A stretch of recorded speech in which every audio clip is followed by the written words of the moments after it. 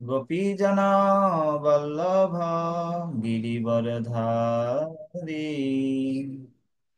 যশোদানন্দন ব্রজ জনারঞ্জনা যমুনা তীর বনচারী জয় শ্রী কৃষ্ণ চৈতন্য প্রভু নিত্যানন্দ শ্রী অদ্বৈত গদাধর শ্রীবাসদি গৌর ভক্তবৃন্দ হরে কৃষ্ণ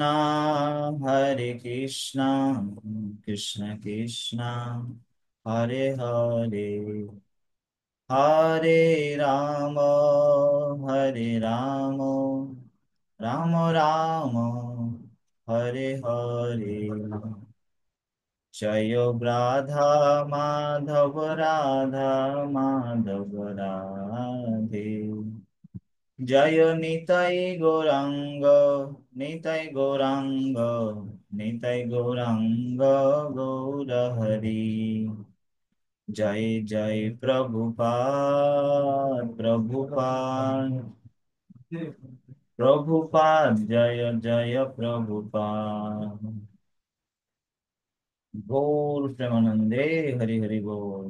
ओम अज्ञानतिमिरान्धस्य ज्ञानाञ्जनशलाकया चक्षुरुन्मीलितं येन तस्मै श्रीगुरुवे नमः।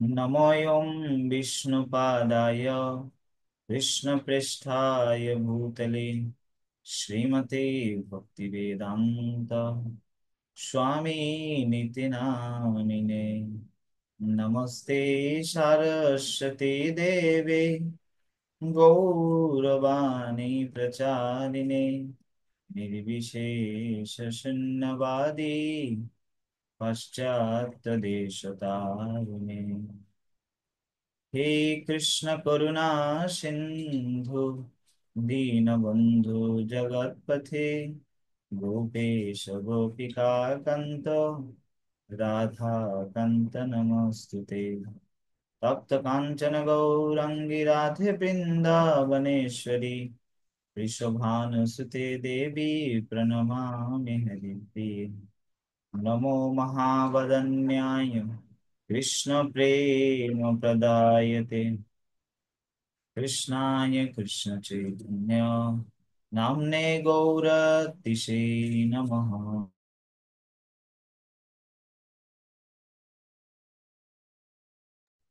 जय श्री कृष्ण चैतन्य प्रभु नित्यानंद श्री अद्वैत गदाधर श्रीवासदि गौर भक्तबिंद।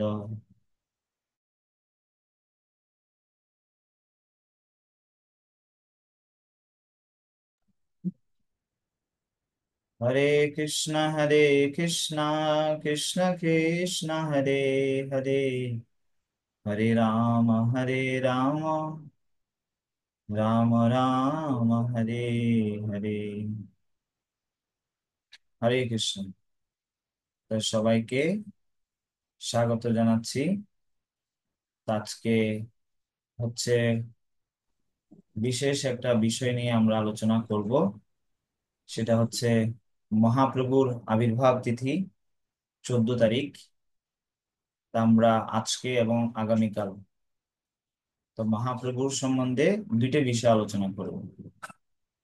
এট ফার্স্ট, চৈতন্য মহাপ্রভু হলেন স্বয়ং কৃষ্ণ। হ্যাঁ, এটা আজকে এই বিষয়ে আলোচনা করব। আর মহাপ্রভু যে স্বয়ং কৃষ্ণ, সে সম্বন্ধে শাস্ত্রে কোথায় কোথায় তার প্রমাণ রয়েছে সে বিষয়ে আলোচনা করব আগামীকাল। আজকে আমরা আলোচনা করব মহাপ্রভু যে স্বয়ং ভগবান সে বিষয়ে। হম তা শিল প্রভুপাদের এই প্রবচন রয়েছে এই এর উপর। হ্যাঁ, তা আমি সেটা দিয়ে শুরু করব।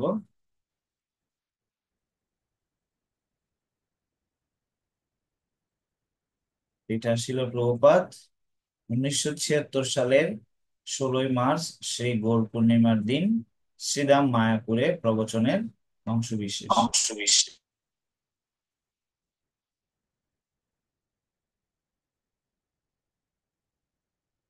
এটা ভাগবতের সপ্তম স্কন্ধের একটি শ্লোক। ইত্যুম নীতিयो ঋষিদেব ঋষাবতাरै লোকান বিবায়সি হংসি জগৎপ্রতিপান ধর্মম মহাপুরুষোপাসি যুগানুবৃত্ত্যম ছন্নো কলো যদ্ভবস্ত্রীয়োগ অতোষত্বম। অনুবাদটা একজন পড়ুন, অভিজিৎ করে পড়েন। অনুবাদ। অর্থাৎ, হে ভগবান, এইভাবে আপনি নর, পশু, ঋষি, দেবতা, মৎস্য অথবা কূর্মরূপে অবতরণ করে সমগ্র জগৎ পালন করেন এবং অসুরদের সংহার করেন। হে ভগবান, আপনি যুগ অনুসারে ধর্মকে রক্ষা করেন, কিন্তু কলিযুগে আপনি আপনার ভগবত্তা প্রকাশ করেন না। তাই আপনাকে ত্রিযুগ বলা হয়। এই শ্লোকে অত্যন্ত নির্দিষ্টভাবে শ্রী চৈতন্য মহাপ্রভুর কথা বলা হয়েছে, যিনি হচ্ছেন অবতারী। শ্রী চৈতন্য মহাপ্রভু হচ্ছেন সেই একই পরমেশ্বর ভগবান স্বয়ং, কিন্তু তিনি ছন্ন। ছন্ন মানে আচ্ছাদন, প্রচ্ছন্ন প্রত্যক্ষভাবে নয়, কেননা তিনি ভক্তরূপে আবির্ভূত হয়েছিলেন। শ্রীমদ্ ভাগবতেরই একটি শ্লোকে একাদশ স্কন্ধে সরাসরি ভাবে বর্ণনা করা হয়েছে। ওকে, থ্যাংক ইউ সো মাচ। তো এখানে ছন্ন কলো এই শব্দটা খুবই তাৎপর্যপূর্ণ, কারণ কলিযুগে ভগবান শ্রী চৈতন্য মহাপ্রভু ভক্ত রূপে এসেছে। হম তো সে সম্বন্ধে বলা হচ্ছে, পঞ্চতত্ত্ব আত্মকম কৃষ্ণম ভক্ত রূপ স্বরূপকম ভক্তাবতারম ভক্তক্যম নমামি ভক্ত শক্তিকম।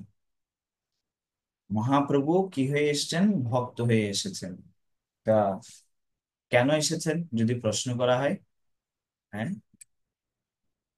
যদি বলা হয় ভগবান কেন ভক্ত রূপে আসবে, তিনি ভগবান, ভগবান রূপে আসবে কি অসুবিধা আছে?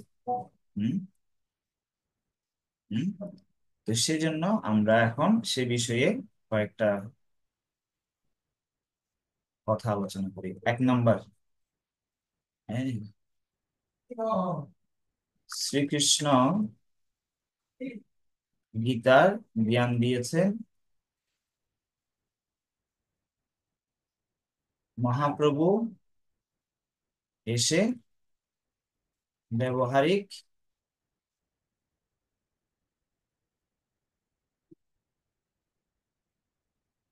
তো কৃষ্ণ গীতার জ্ঞান দিয়ে গেছে গিয়ে, কিন্তু মহাপ্রভু এসে তিনি ব্যবহারিক ভাবে সেই নির্দেশগুলো কিভাবে ভগবানের ভক্ত হতে হবে, গীতার উপদেশ পালন করতে হবে সেটা দেখিয়েছে। তো দৃষ্টান্ত শিল প্রভুপাদ বলেছেন, শি- শিক্ষার্থী অক্ষম হলে শিক্ষক তার কাছে গিয়ে শেখায়। তা কৃষ্ণ হচ্ছে শিক্ষক। তা এখন আমরা হচ্ছে শিক্ষার্থী, আমরা বুঝতে পারছি না গীতার উপদেশ, আমরা গীতা লাল সালং মুড়িয়ে রেখে দিই, পড়ছি না, আর পড়লেও বুঝতে পারছি না, বুঝলেও জীবনে পালন করতে পারছি না, আর পালন করলেও ভুল পালন করছি। হ্যাঁ, তো সেটা যথার্থভাবে কিভাবে পালন করতে হবে সেটা মহাপ্রভু হয়ে এসে সেটা দেখিয়েছেন। হম তো সেই জন্য বলা হচ্ছে ছন্ন অবতার। হম ত্রিযুগ, এখানে আরেকটা শব্দ বলা হচ্ছে কি না, স্ত্রী যুগ। এখানে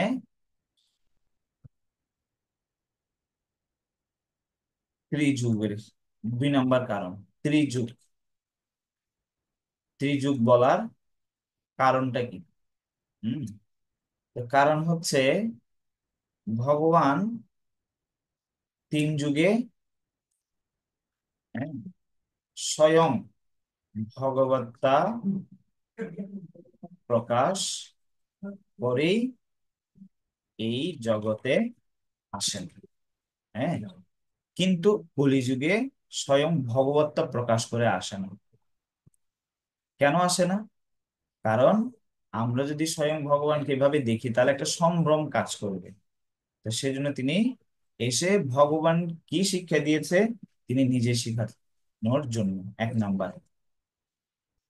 তারপর 2 নাম্বার, এখানে আমি একটা ছবি দেখাচ্ছি, দেখুন এই ছবিটা। এখানে আপনারা কি দেখতে পাচ্ছেন? না, এক উপরের 2 হাতে দেখতে পাচ্ছেন কি? তীর এবং ধনুক। এই 2টা হাত নির্দেশ করছে ভগবান শ্রী রামচন্দ্র। তারপরে মাঝখানের 2 হাতকে নির্দেশ করছে ভগবান শ্রীকৃষ্ণের। হম। তারপর নিচের দুটো, একটা হচ্ছে সন্ন্যাস দণ্ড এবং কমণ্ডলু, এটা নির্দেশ করছে শ্রী চৈতন্য মহাপ্রভু। হম। অর্থাৎ 3 জোড়া, ত্রিযুগ মানে তিন, মানে যুগ মানে 3টি যুগে ভগবান আসে।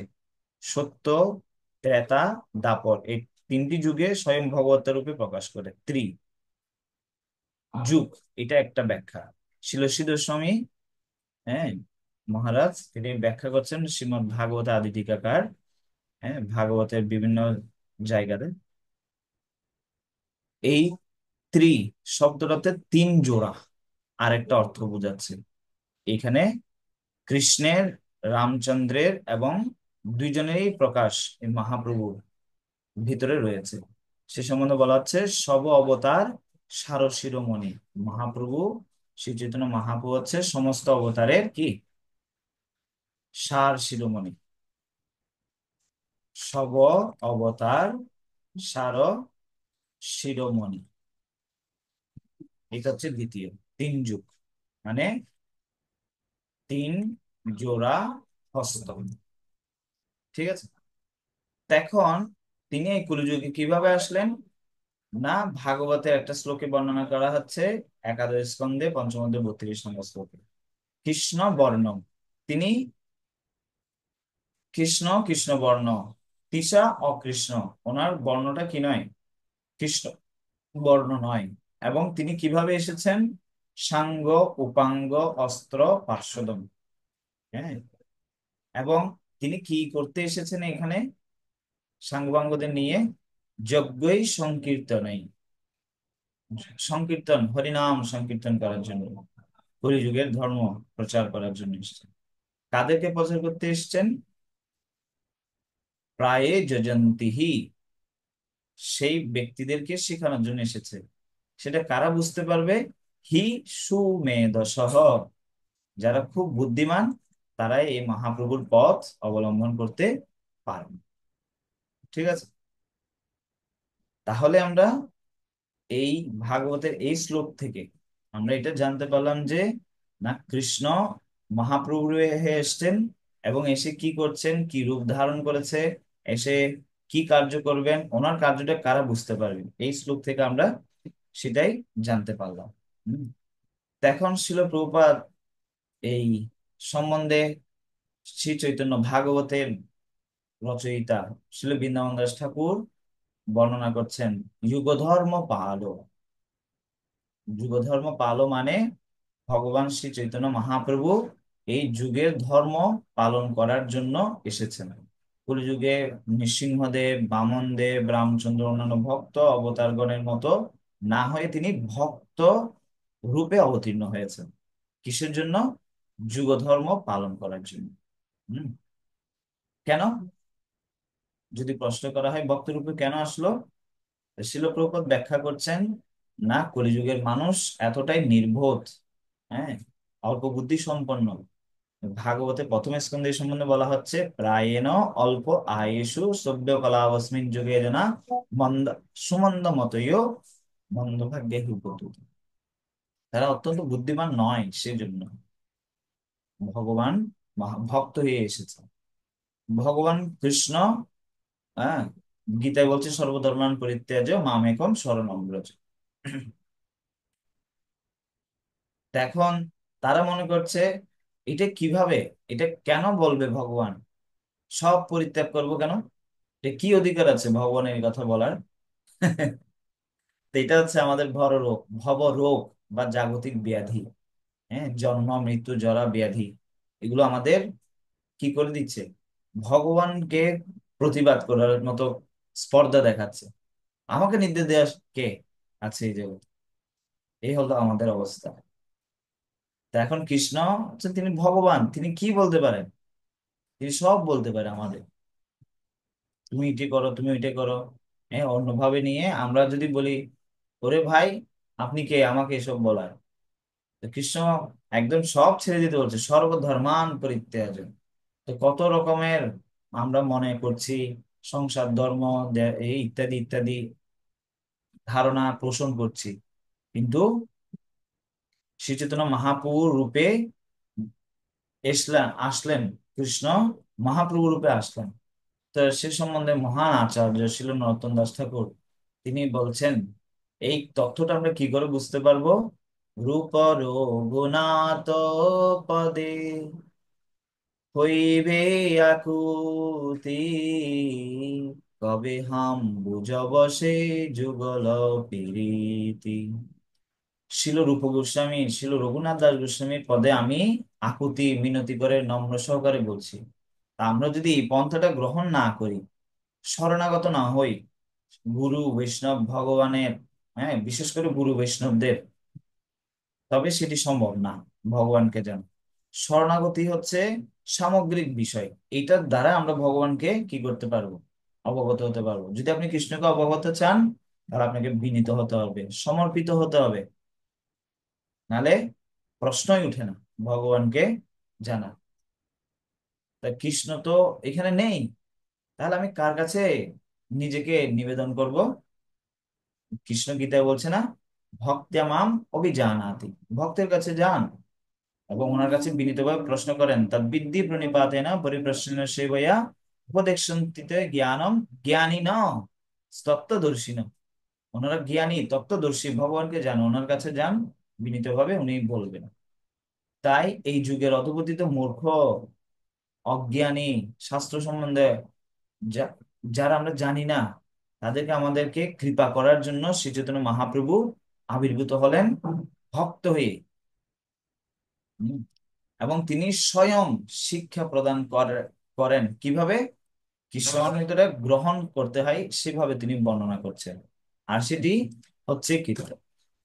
তো সে আমাদের শ্রী চৈতন্য মহাপ্রভুর, হ্যাঁ, শিক্ষা, ওই গ্রন্থ একটা আছে, শিল প্রভুপাদ লিখেছে 1896 সালে, যে সালে শিল প্রভুপাদের আবির্ভাব হয়েছে, হ্যাঁ, জন্ম হয়েছে, সেই সালে শিল ভক্তিবিনোদ ঠাকুর ইংরেজিতে টিচিং অফ লর্ড চৈতন্য, সেই গ্রন্থটা পাশ্চাত্য দেশে প্রেরণ করেছিলেন। তো শিল প্রভুপাদ ওই শ্রী চৈতন্য মহাপুরুষ শিক্ষা নামক গ্রন্থে, হ্যাঁ, সমর্পণে সেখানে লিখেছে এই কথাটা। হম। তা এখন শিল রূপ গোস্বামী, তিনি মহাপ্রভুকে দণ্ডবত প্রণাম করে একটি শ্লোক রচনা করেছে, যেটা হচ্ছে শ্রী চৈতন্য মহাপ্রভুর প্রণাম মন্ত্র। নমো মহাবদন্যায় কৃষ্ণ প্রেম প্রদায়তে কৃষ্ণায় কৃষ্ণ চৈতন্য নামনে গৌরতিসে নমঃ। অর্থাৎ আমি প্রণাম করছি, নমো, কেন আমি প্রণাম করছি? না মহাবদান্যায়, এই জগতে তো অনেক দানী আছে, যেখানে মহাবদান্য বলা হচ্ছে কেন? না উনি যে জিনিসটা দান করেছে, এই জিনিসটা আর কেউ দান করতে পারে না, পূর্বে কেউ করতে পারেনি, ভবিষ্যতে কেউ পারবেও না। ঠিক আছে।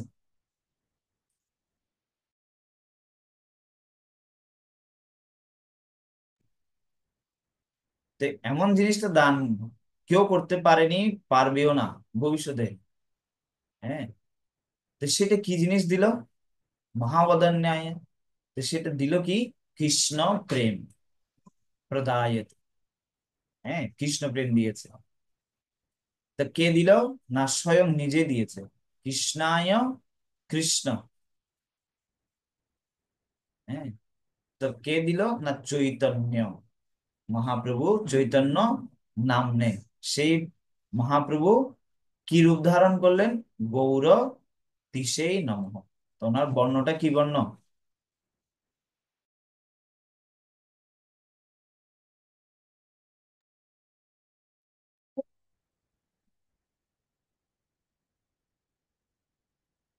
তো একদম পরিষ্কার বর্ণনা আছে এই প্রণাম মন্ত্রের মধ্যেই।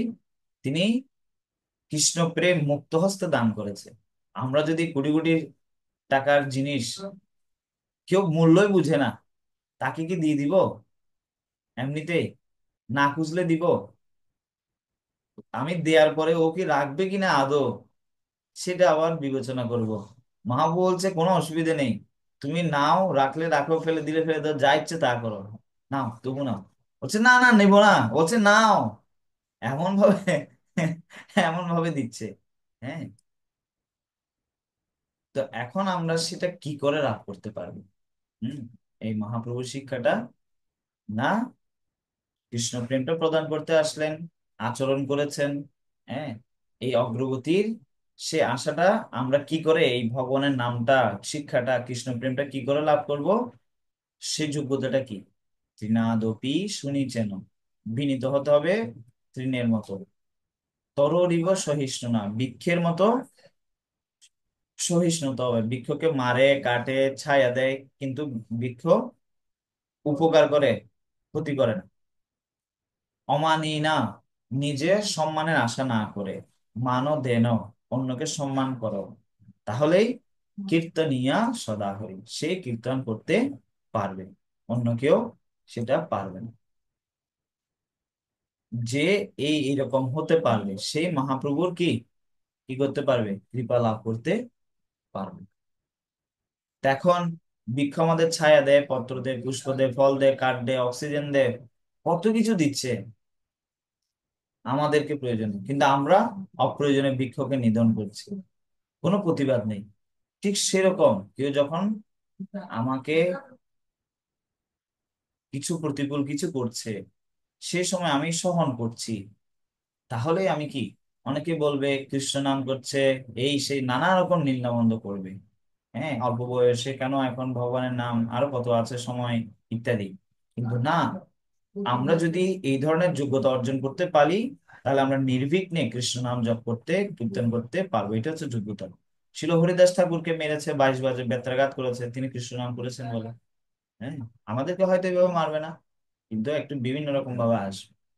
তো যাই হোক, তো মহাপ্রভু এই নীতি সমূহ শিক্ষা প্রদানের উদ্দেশ্যেই মহাপ্রভু, শ্রী চৈতন্য মহাপ্রভু এসেছিলেন। তিনি স্বয়ং শ্রীকৃষ্ণ, এই বিষয়ে কোনো সন্দেহ নেই। হ্যাঁ, তো সে সম্বন্ধে শ্রী চৈতন্য চরিতামৃতে বর্ণনা করা হচ্ছে, ন চৈতন্যাৎ কৃষ্ণাৎ পরতত্ত্বম পরমিহ, মানে পরম তত্ত্ব, ন চৈতন্যাৎ কৃষ্ণাৎ, মানে পরম তত্ত্ব, পরম ব্রহ্ম, পরম সত্য, হ্যাঁ, হচ্ছে শ্রীকৃষ্ণ। ওনার থেকে আর পরম সত্য আর এই জগতে নেই, উনি হচ্ছে পরম সত্য। কেন না, পরম ব্রহ্ম হচ্ছেন কৃষ্ণ, আর কৃষ্ণ চৈতন্য মহাপ্রভু, কৃষ্ণ থেকে কি নেই, ভিন্ন নয়। ন চৈতন্যাৎ পরতত্ত্বম পরমিহ, ইয়াত অদ্বৈতম ব্রহ্ম উপনিষদি। তো বলা হচ্ছে, ব্রহ্ম অদ্বৈত উপনিষদে যা বর্ণিত হয়েছে সেই বিষয়ে, ব্রহ্ম, পরমাত্মা, ভগবান, যারা জ্ঞানী, শাস্ত্র চর্চা করে, তাদের কাছে ভগবান প্রকাশিত হয় কিভাবে? আর যারা যোগ অনুশীলন করে, তাদের কাছে এই ভগবান প্রকাশিত হয় কিভাবে? আর যারা ভক্তি অনুশীলন করে, তাদের কাছে কিভাবে প্রকাশিত হয় ভগবান? হ্যাঁ, এটা খুব গুরুত্বপূর্ণ একটা জিনিস। যারা শাস্ত্র আলোচনা করে ভগবানকে জানার জন্য, তারা ব্রহ্ম জ্যোতি, ভগবানের জ্যোতি সম্বন্ধে জানতে পারে। একটা ট্রেন আসছে, ট্রেনের যে লাইটের যে আলো, সেটা দেখতে পারে। তুলনা করে বলছি, জ্ঞানীরা যারা শাস্ত্র রচনা করে, শুধু এতটুকু তাদের অভিজ্ঞতা। ভগবানকে ব্রহ্ম জ্যোতি রূপে জানতে পারে। আর 2 নম্বরটা হচ্ছে যোগী, ব্রহ্ম পরমাত্মা।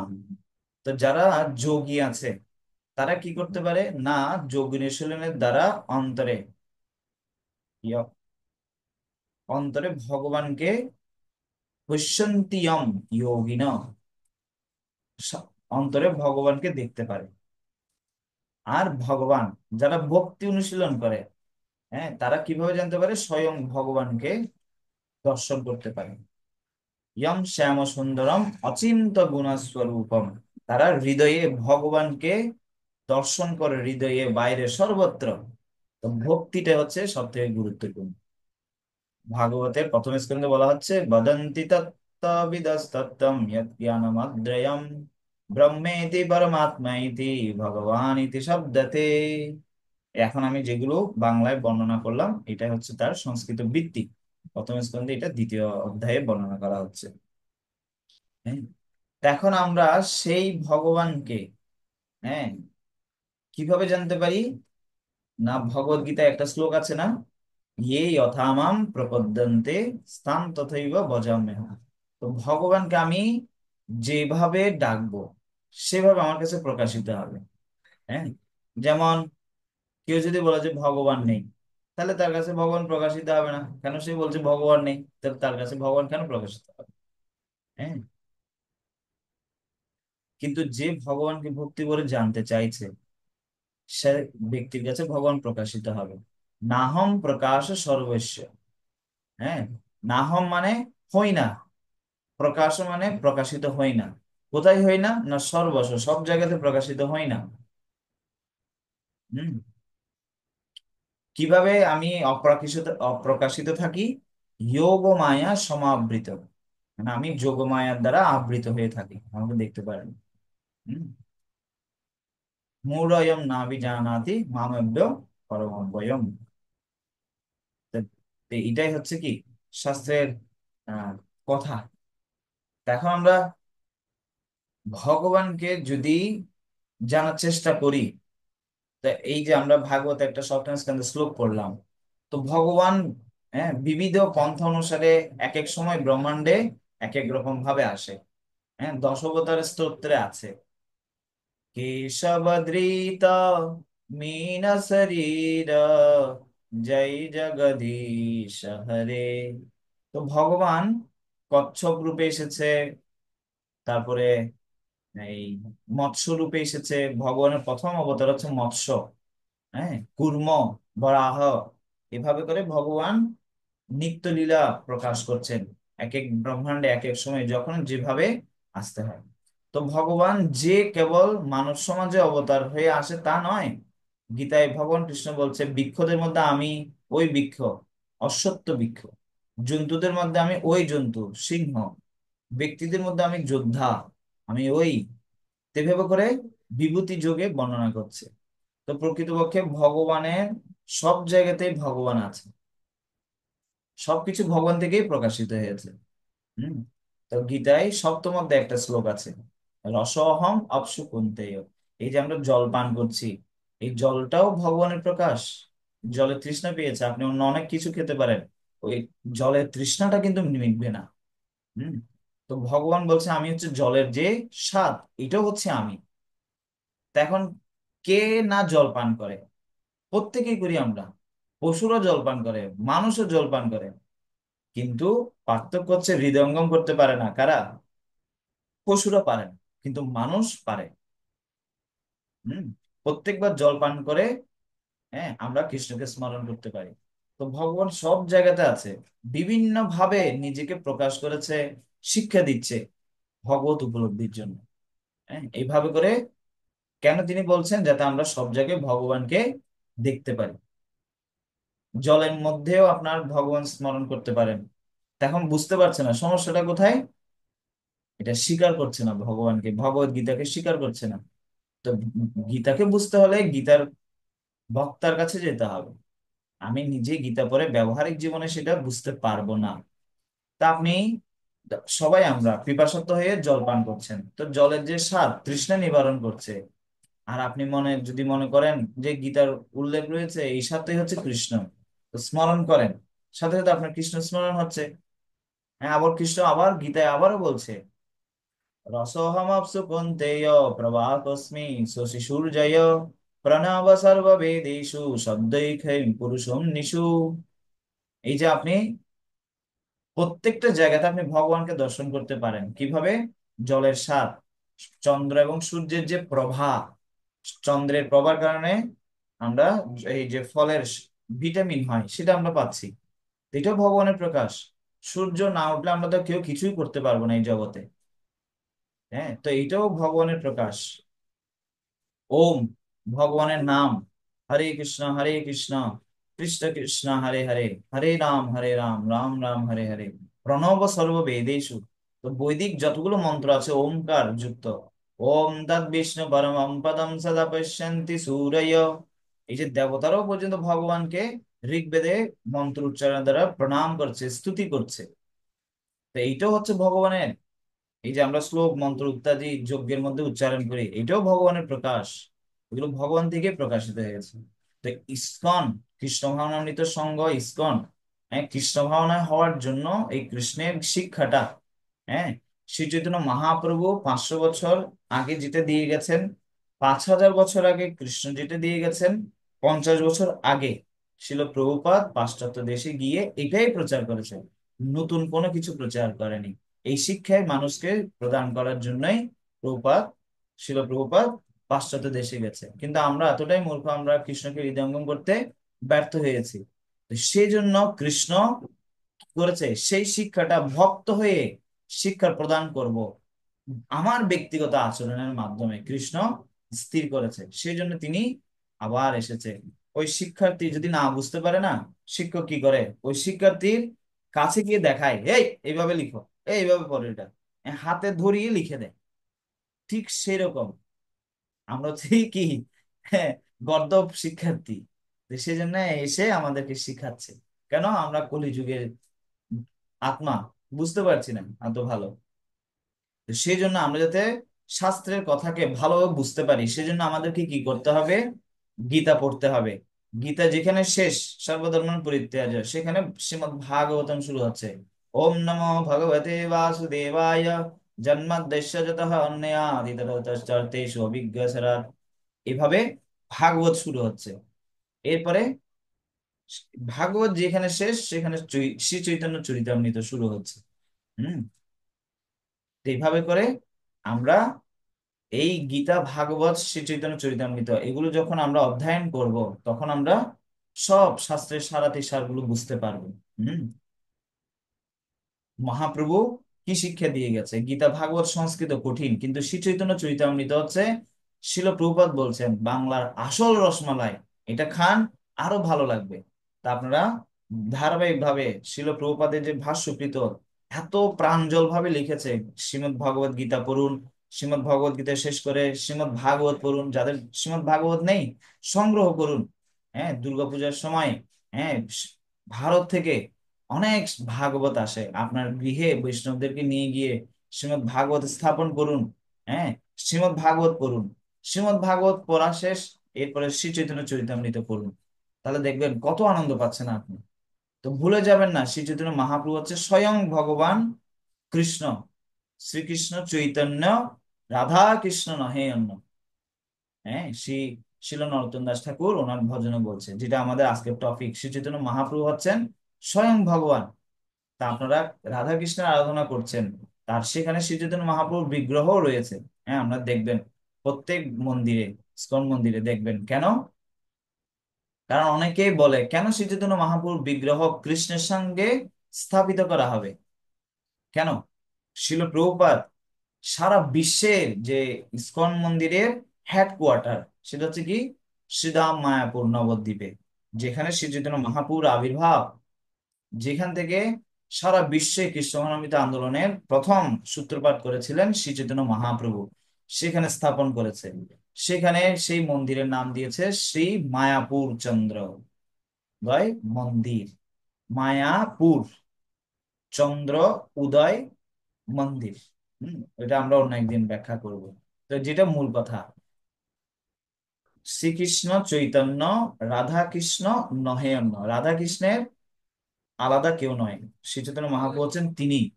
হম এবং এই শ্রীকৃষ্ণ চৈতন্য মহাপ্রভু যে স্বয়ং কৃষ্ণ, সেটা শাস্ত্রে প্রতিপন্ন হয়েছে। হ্যাঁ, যেটা আমরা আজকে একটা ভাগবতের শ্লোকে পড়লাম। আগামীকালকে আমরা আলোচনা করব কোন শাস্ত্রে কোথায় কোথায় আছে শ্রী চৈতন্য মহাপ্রভুর সম্বন্ধে। হ্যাঁ, কারণ আমরা শাস্ত্রের প্রমাণের মাধ্যমে আমরা যে কোনো কিছুকে বিচার করব। যে কেউ যে কোনো কিছু উপস্থাপন করতে পারে, আমরা সেটা মেনে নেব না। আমরা মেনে নেব কিভাবে? শাস্ত্রের মাধ্যমে। কারণ শাস্ত্র আমি আপনি কেউ রচনা করতে পারি না। কারণ শাস্ত্র ভগবান নিজে স্থাপন করেছেন। হ্যাঁ, মায়া মুগ্ধ জীবের নাহি শত শত কৃষ্ণ জ্ঞান, জীবেরও কৃপায় কইল কৃষ্ণ বেদ ও পুরাণ। তা আমাদের স্বাভাবিকভাবে কৃষ্ণের স্মরণ হয় না, কৃষ্ণকে আমরা উপলব্ধি করতে পারবো না। সেজন্য কৃষ্ণ কি করেছে? জীবেরও কৃপায় কইল কৃষ্ণ বেদ পুরাণ। আমাদেরকে দয়া করার জন্য, ভগবানকে যাতে আমরা বুঝতে পারি, সেজন্য তিনি বেদ পুরাণ ইত্যাদি এগুলো রচনা করিয়েছেন। শিল ব্যাসদেব উনি কে? ভগবানের সপ্তবেশ অবতার, জ্ঞান অবতার। হ্যাঁ, সপ্ত, তিনি ভগবান নিজে অবতার হয়ে তিনি নিজেই নিজের সম্বন্ধে লিখেছেন। কে ভগবানকে জানতে পারে? কেউ জানতে পারে? হ্যাঁ, গৃহাণ গদিতম ময়া, ভাগবতের দ্বিতীয় স্কন্ধে বলছে গৃহাণ গদিতম ময়া। তো ভগবান যদি জ্ঞানম পরম গুহ্যমে ইয়ৎ বিজ্ঞান সমন্বিতম তৎ রহস্যম তদঙ্গম চ গৃহাণ গদিতম ময়া। তো ভগবান যখন নিজেকে প্রকাশ করবে, তখন আমরা ভগবানকে জানতে পারবো। সে সম্বন্ধে ছিল প্রভুপাদ একটা দৃষ্টান্ত দিয়ে বলছে, যেমন সূর্য। সূর্যকে আমরা যদি চেষ্টা করি, হ্যাঁ এখনই উদিত করব, সম্ভব? যে সম্ভব না। সূর্যকে নিজেকে প্রকাশিত হবে, হতে হবে, তাহলে আমরা দেখতে পাবো। তো ভগবানকে জোর করে আমরা আনয়ন করতে পারবো না। ভগবান যখন কৃপাপূর্বক আসবে, তখন আমাদের উদিত হবে, আমাদের হৃদয়ে উদিত হবে। হ্যাঁ, তো সে সম্বন্ধে ছিল সত্যব্রত মুনি, তিনি, ওনার দামোদর মাসে আমরা পাঠ করি। হুম, গোপাল বালম সদা মে মনস্যাবি রাস্তা কি মন্নে। তো তিনি বলছেন, আমি সব সময় হৃদয়ে আপনাকে যাতে দর্শন করতে পারি। কোন বিগ্রহকে? না, গোপাল বালম। তো এক এক ভক্ত এক এক ভগবানের রূপ দর্শন করতে আকাঙ্ক্ষী। তা আমরা যেই রূপের প্রতি আকৃষ্ট হই না কেন, ভগবানের প্রতি আকৃষ্ট হলে ভালো। তো সব থেকে এখন আমরা বলবো যে কৃষ্ণ থেকেও মহাপ্রভু আরো অধিক দয়ালু, কৃষ্ণের থেকে আরো অধিক দয়ালু। কেন? সেটা আমরা একটা প্রমাণের মাধ্যমেই শেষ করব। তা কৃষ্ণ বলছে সর্বধর্মান পরিত্যাজ্য, সব ধর্ম তুমি যা যা মনে করছো এগুলো সব ছেড়ে দাও। আর ছেড়ে দিয়ে কি করো? মাম একম শরণম। তখন যদি বলবে আমি সব ছেড়ে দিয়ে আপনার কাছে চলে আসলে তো আমার পাপ হবে। তো কৃষ্ণ বলছে না, অহম তম সর্ব পাপেভ্য, তোমার যা পাপ আছে, যা পাপ হবে, হয়েছিল, হবে, সব আমি কি করে দেব? ওইগুলো থেকে মোক্ষস্য আমি, ওইগুলো থেকে আমি তোমাকে মুক্ত করব। হ্যাঁ, মা সূচ, তুমি আবার এটাতে সন্দেহ করো না, সন্দেহ করার প্রয়োজন নেই। ঠিক আছে? তো কৃষ্ণ এখানে শর্ত রাখছে, তুমি আমার সব ছেড়ে দাও, আমার কাছে আসো, তাহলে আমি তোমাকে পাপ থেকে মুক্ত করবো, একটা শর্ত দিচ্ছে। এটা করলে এটা পাবে। কিন্তু মহাপ্রভু কি করছে? যারে দেখে তারে কহে দন্ত্রে তিন ধরি, আমারে কিনিয়া লও ভজ গৌর হরি। হ্যাঁ, তো এইটা হচ্ছে মহাপ্রভু নিত্যানন্দ প্রভুর দয়া। তো মহাপ্রভু কি করছে, নিত্যানন্দ প্রভু দুইজনে কি করছে? যারা দেখে তারে কহে দন্তে তিনে ধরি, একদম বিনয় সহকারে বলছে ভগবান। ভগবান বলছে ভগবানের শরণাগত হতে, কি করতে? শরণাগত হতে, একদম বিনয় সহকারে অর্ডার দিচ্ছে না। মায়েরে মাথা ফাটিয়ে দিল শ্রীমন নিত্যানন্দ প্রভুকে, মহাপ্রভুর নাম করতে বলেছে সেই জন্য। তো দেখুন, ভগবান তো ত্রিশূল এই সুদর্শন চক্র পাঠিয়েছে, শ্রীমন নিত্যানন্দ প্রভু বলছে না না, মারেন না। এই হচ্ছে কি ভগবান, উনি শর্ত করছে না, বিনা শর্তে দিয়ে দিচ্ছে। হ্যাঁ, এটা একটা দৃষ্টান্ত দেখলাম। তারপরে আরেকটা শাস্ত্রে আচার্যরা বলছে শ্রী রামচন্দ্র ভগবান তিনি কি করলেন, অসুরদের মেরেছে, তীর দিয়ে মেরেছে, একদম কঙ্কালের পাহাড় ভর্তি করে দিয়েছে। মাসিটা দেখে বলছে এগুলো কি, বলছে এগুলো হচ্ছে অসুরদের কঙ্কাল। তো মাসিটার মনে একটা দয়া আসলো, প্রভু আপনার সন্তান সবাই, তা আপনি ওদেরকে কেন মারছেন, বলছে ওরা হচ্ছে অসুর। তখন মাসিতে বলছে, হ্যাঁ স্ত্রী যেভাবে এই স্বামীকে প্রমিস করায়, হ্যাঁ আমাকে কথা দাও, এটা কিন্তু আর করবে না কিন্তু, কেমন? তো মাসিতে বলছে এটা আর করবেন না, আপনি ওষুধদের মারবেন না আর অস্ত্র হাতে নেবেন না, ঠিক আছে? তো ভগবান শ্রী রামচন্দ্র বলছে হ্যাঁ ঠিক আছে, নিব না। তো কৃষ্ণ এসেছে। হ্যাঁ, কৃষ্ণ এসে কি করছে, এখন কোনো অস্ত্র ছাড়াই কি করে দিচ্ছে, এমনিতে মেরে দিচ্ছে। এখন শ্রীমতী রাধারানী চিন্তা করছে আরে ভাই এই তো শব্দ দিয়েও কোনো কাজ হচ্ছে না, হ্যাঁ অস্ত্র ছাড়ানোর জন্য বললাম, এখন অস্ত্র ছাড়াই মেরে ফেলছে। তা এখন কি করা যায়? তা এখন এবার শ্রীমতী রাধারানী চিন্তা করলো, কি কি চিন্তা করলো? তো বলছে এখন আমি একেবারে ভিতরে ঢুকে যাব, কার, কৃষ্ণের ভিতরে ঢুকে যাব, যাতে আর উনি যাতে আর হত্যা না করতে পারে, আমি ভিতর থেকে পরিচালনা করব। হম। তো সেই জন্য রাধা কৃষ্ণ প্রণয় বিকৃতি আহ্লাদিনী শক্তি রশ্মান একাত্মনা ভুবি পুরা দেহ বেদম গত হতো। অর্থাৎ দুই ব্যক্তি একত্রে মিলিত হয়েছে, হ্যাঁ মিলিত হয়ে একজন ব্যক্তি হলো শ্রী চৈতন্য মহাপ্রভু। হ্যাঁ, তো সেই জন্য মহাপ্রভু কাউকে বধ করেনি, অন্তর অসুর জীবের ফেলিবে কাটিয়া। তিনি কোন অসুরকে বধ করেছে, যে আমাদের হৃদয়ে যে অসুর আছে, যেটা ভগবান থেকে দূরে নিয়ে যায়, খারাপের দিকে নিয়ে যায়, ওই অসুরকে বধ করার জন্য তিনি সংকল্প করেছেন। কখন? যখন ওই শ্রীমন নিত্যানন্দ প্রভুকে আঘাত করলো, মহাপ্রভু একদম সুদর্শন চক্র নিয়ে আসে, এখন মারবো একদম ধরে। তখন নিত্যানন্দ প্রভু পায়ে ধরে ফেললো, না না প্লিজ প্রভু, এই দুজনকে মারলে তো আপনাকে শত শত সবাইকে মারতে হবে, আপনি কজনকে মারবেন? তো দেখুন, মহাপ্রভু থেকে নিত্যানন্দ প্রভু আরো অধিক দয়ালু, কৃষ্ণের থেকে মহাপ্রভু দয়ালু, মহাপ্রভুর থেকে শ্রীমন নিত্যানন্দ প্রভু আরো দয়ালু। তো উভয়ের কাছে আমাদেরকে শরণাগত হতে হবে। হ্যাঁ, কারণ ওনারা কাদেরকে কৃপা করার জন্য এসেছে, সে সম্বন্ধে একটা শ্লোক ছিল নরোত্তম দাস ঠাকুরের শ্লোক আমরা গেয়ে সমাপ্ত করব। সেটা কি? পতিত পাবন হেতু তব অবতার মসম পতিত প্রভু না পাইবে আর। অর্থাৎ মহাপ্রভু এক একটা ভগবান এক একটা কার্য করার জন্য এই জগতে এসেছে।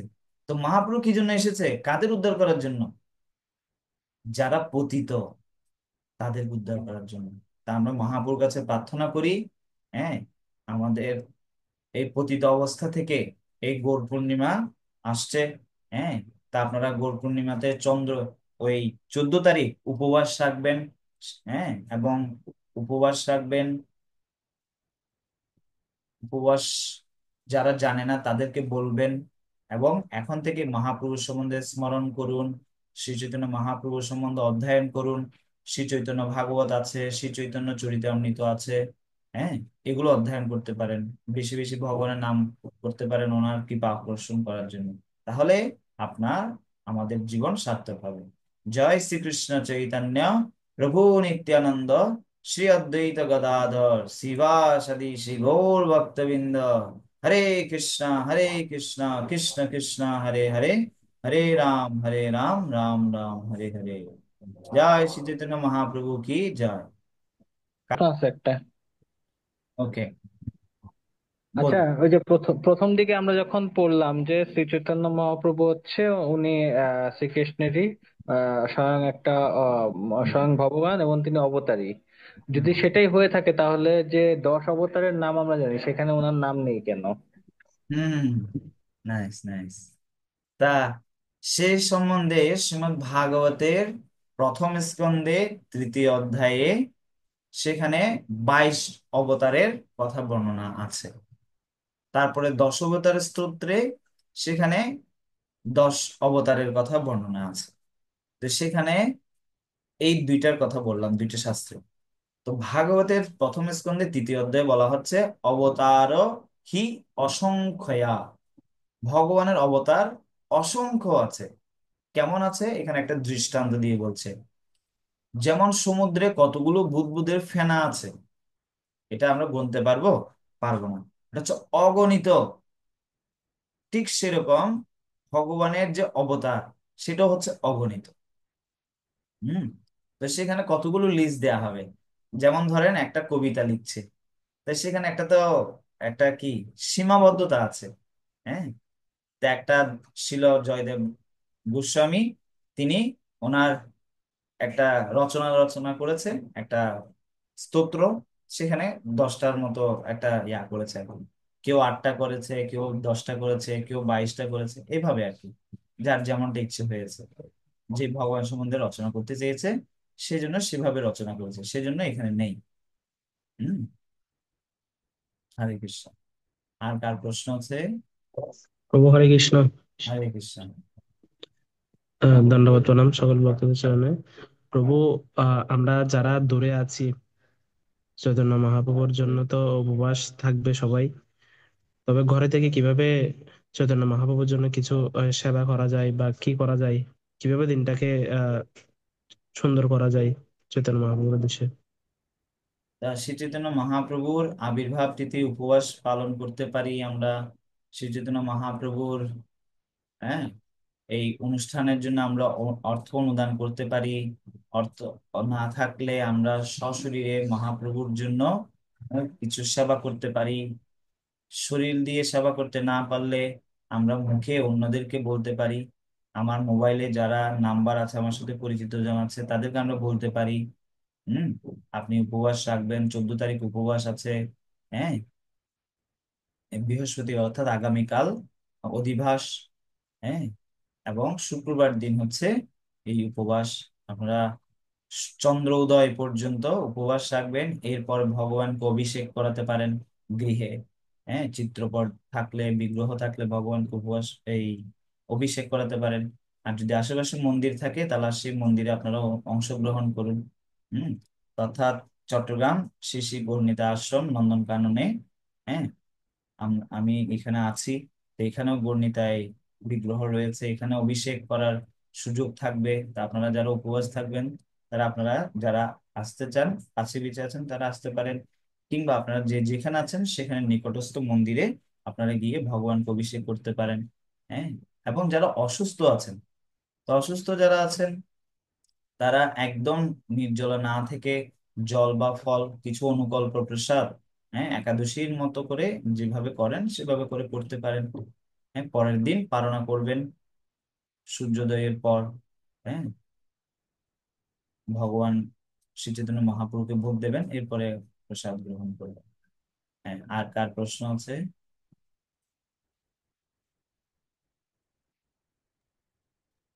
কৃষ্ণবাবু ধন্যবাদ প্রণাম। হরে কৃষ্ণ। তো অনেকে দুপুর 12টা পর্যন্ত উপবাস থাকে, এরপরে সবকিছু খেতে পারবে, সেটা বিষয়ে অনেকে জিজ্ঞেস করলো আর কি। আচ্ছা। তা এটা 12টা পর্যন্ত পর্যন্ত নয়। শ্রী চৈতন্য মহাপ্রভু চন্দ্র উদয়, হ্যাঁ, এই সময়ে আবির্ভূত হয়েছে। হ্যাঁ, তো আমরা সেই সময় পর্যন্ত উপবাস থাকবো। নির্জলা, জলা, ফলা, যে যেভাবে সামর্থ্য রাখে সেভাবে রাখবে। এরপর অভিষেক করার পর যে নির্জলা আছে সে জল পান করে অনুকল্প প্রসাদ নিতে পারে চাইলে, আর না নিতে চাইলেও না করে রাখতে পারে, থাকতে পারে। হম। ন্যূনতম পক্ষে, হ্যাঁ, ফল খেয়ে খেতে পারে। কিন্তু ওই দিন পারণা নয়, পারণা হচ্ছে পরের দিন। ঠিক আছে। শুক্রবার দিন পুরো দিন উপবাস রাখতে হবে। আর কার প্রশ্ন আছে? হরে কৃষ্ণ প্রভু প্রণাম। হরে কৃষ্ণ, প্রণাম। প্রভু, পরের দিন যে পারণ হবে, পারণের কি কোনো ইয়ে আছে, যে টাইম ফ্রেম একাদশীতে যেরকম পারণের নির্দিষ্ট সময় আছে এতটা থেকে এতটার মধ্যে, এরকম কি আছে? এটা হচ্ছে আপনি সূর্য উদয়ের পরে, হ্যাঁ, আপনি সেই ভগবানকে আপনি রান্না করুন, অনেক প্রকারের রান্না করেন। হ্যাঁ, শ্রী চৈতন্য মহাপ্রভু যেগুলো ভালোবাসেন সেটা হচ্ছে কি, গৌর প্রিয় সাখো সেবনে জীবন সার্থক মানি। শ্রী চৈতন্য মহাপ্রভু সব থেকে বেশি পছন্দ করে যেগুলো স্বাভাবিকভাবে ক্ষেতের মধ্যে, জমির মধ্যে জন্মায়, শাক, সেগুলো বেশি পছন্দ করেন। এবং শ্রী চৈতন্য চরিতামৃত গ্রন্থে শিল সার্বভৌম ভট্টাচার্যের যে রান্না, অনেক প্রকারের রান্না রয়েছে, পদ রয়েছে যেগুলো মহাপ্রভুকে রান্না করে ভোগ দিত। তা আপনারা যে যতটুকু পারেন, হ্যাঁ, শ্রী চৈতন্য মহাপ্রভুর সন্তুষ্টি বিধানের জন্য আপনারা ভগবানকে রান্না করে, হ্যাঁ, এমন আর নয় যে কখন পালন করবো একদম টাইম দেখে দেখে করব, এমনটা নয়। ওটা দেখলে অতটা ইয়া হবে না। তা আপনারা যেভাবে 8টা 9টার দিকে করেন, হ্যাঁ, সকাল থেকে রান্না করুন, সূর্যোদয়ের পরে আপনি পালন করতে পারেন। কিন্তু কথা হচ্ছে, এটা তো তাহলে আমার সন্তুষ্টির বিধান হয়ে যাবে। ভগবানের সন্তুষ্টি বিধানের জন্য আমাদেরকে একটু রান্না বান্না করতে হবে, তারপরে রান্না বান্না করে ভগবানকে ভোগ লাগাতে হবে। ভোগ লাগিয়ে সে প্রসাদ তৃপ্তি সহকারে সবাই প্রসাদ গ্রহণ করে। হম তো সেটা 7টা হোক 8টা হোক, সূর্যোদয়ের পরে আপনি করতে পারেন। আমি অনেক ভোর থেকে উঠেও করতে পারি। হ্যাঁ, এটা আমাদের উপর নির্ভর করছে ব্যক্তি বিশেষে। ঠিক আছে। হরে কৃষ্ণ। উম, আর কারো প্রশ্ন? শেষ প্রশ্ন। হ্যাঁ, ধন্যবাদ। হরে অসংখ্য কৃষ্ণ। ধন্যবাদ তো। রাধা কৃষ্ণের লীলা একসাথে বলার জন্য, যে মহাপ্রভু লীলাটা রাধা কৃষ্ণ লীলা একসাথে আর কি। আর বিশেষ করে রাধারানীকে ধন্যবাদ, রাধারানীর কৃপার কারণে সেটা আমরা সেটা পাইছি আর কি। রাধারানী মহাপ্রভুর ভিতরে আছে মিলিত তো নয় বলা যায়। তো আমার একটা প্রশ্ন হচ্ছে তো যে ভাগবতম স্টপ দিয়ে মাঝখানে কি চৈতন্য ভাগবত পড়া যাবে, অধ্যয়ন করা যাবে? হ্যাঁ, করতে পারেন, করতে পারেন। কিন্তু কিন্তু সাথে সাথে একত্রে পড়তে হবে, শুধু শ্রী চৈতন্য চরিতামৃত পড়লে হবে না। হ্যাঁ, একত্রে পড়তে হবে। আমি যদি 1 ঘন্টা সময় পাই অধ্যয়নের জন্য, তাহলে আমি আধা ঘন্টা বা 30 মিনিট আমি ভাগবত পড়তে পারি, আর আধা ঘন্টা আমি শ্রী চৈতন্য চরিতামৃত পড়তে পারি। সেই প্রশ্নের উত্তর সম্বন্ধে শ্রীমৎ জয়প্রতাপ স্বামী গুরু মহারাজকে প্রশ্ন করেছিলেন। তো শ্রীমৎ জয়প্রতাপ স্বামী গুরু মহারাজ এইভাবেই উত্তর দিয়েছে। হুম, ঠিক আছে। ঠিক আছে। পার্থ বলছিলাম, চৈতন্য চরিতামৃত তো আগে পড়বো না চৈতন্য ভাগবত আগে পড়বো, অধ্যয়ন করবো? চৈতন্য শ্রী চৈতন্য চরিতামৃত। হুম, কারণ শ্রী চৈতন্য মহাপ্রভুর সম্বন্ধে ভালো করে আগে জানতে হলে প্রথম শিল প্রভুপাদের তাৎপর্যকৃত ভাষ্য পড়তে হবে, তাহলে বুঝতে পারবো, না হলে আমি ওর পয়েন্ট গুলো ভালো করে উপলব্ধি করতে পারবো না। ঠিক আছে। ধন্যবাদ। হ্যাঁ, বুঝেছি। সবাইকে অনেক ধন্যবাদ। জয় শ্রী চৈতন্য মহাপ্রভুর আবির্ভাব তিথি মহোৎসব কি, পঞ্চদত্ত ভগবান কি জয়, সর্বস্বামী গণ কি জয়, শিল প্রভুপাদ কি জয়, ইসকন গুরু আচার্য বৃন্দ কি জয়, সমবেত ভক্ত বৃন্দ কি জয়, গৌর প্রেমানন্দে হরি হরি বল। সবাইকে অনেক ধন্যবাদ। হরে কৃষ্ণ।